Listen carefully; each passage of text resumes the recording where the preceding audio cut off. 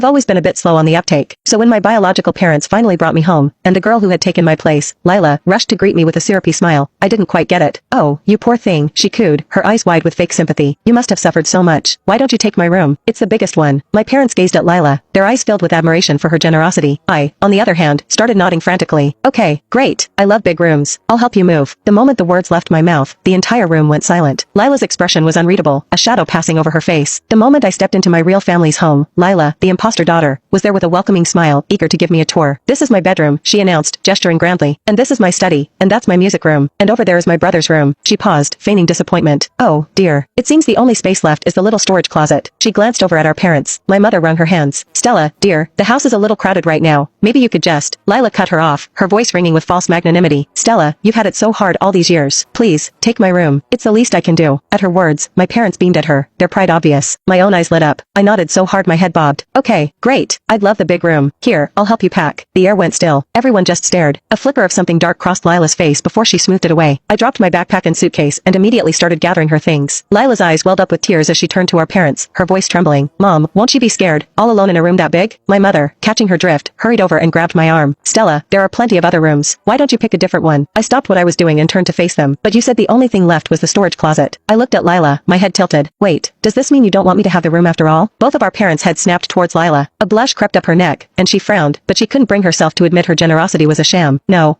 that's not what I meant," she stammered. A wide smile spread across my face, revealing 2 dimples. "Mom, she already offered. She can't take it back now. Could you please move? You're in my way." Lila stood frozen in the doorway, silent tears streaming down her cheeks. Seeing her cry, my mother's own eyes started to redden with sympathy. I didn't pay them any mind. I just rolled up my sleeves and got back to work. In no time at all, I had all her things packed up. I pointed to the tiny closet at the end of the hall. "So, are your things going in there?" Lila gritted her teeth, shot me a venomous glare, and stormed downstairs without a word. I couldn't figure out why she was so upset, but I've always been a helpful person, so I moved all of her belongings into the storage closet for her. Later that evening, my brother, Leo, came home. The second she saw him, Lila threw herself into his arms and burst into sobs. "Leo, she took my room. She took it." His brow furrowed instantly. He looked over at me, his eyes filled with murder. Seeing Leo, I stood up and politely greeted him. "Hello, brother." His face was a mask of ice. "I only have one sister, and it's Lila. Don't call me that." My eyes widened in shock. "Oh? Are you not their real son either?" Leo stared at me for a second, then his face twisted with rage. "Stella, what the hell are you talking about? Don't think for a second that just because you share their blood, you can replace Lila. Blood doesn't make you family." Lila peeked up at him, a triumphant little smile on her face. "Oh, Leo, you're the only one who really cares about me." I nodded in agreement. "Yeah, that's true. Her biological father was executed, so he can't exactly be family anymore. And her mom's in prison, but I guess she has a chance if she ever gets out." As soon as I said it, both Lila and Leo froze. Lila's face went deathly pale. A fine sheen of sweat broke out on her forehead. Her eyes rolled back in her head, and she collapsed into Leo's arms. "Lila." Click the link in my bio to get the full story for free.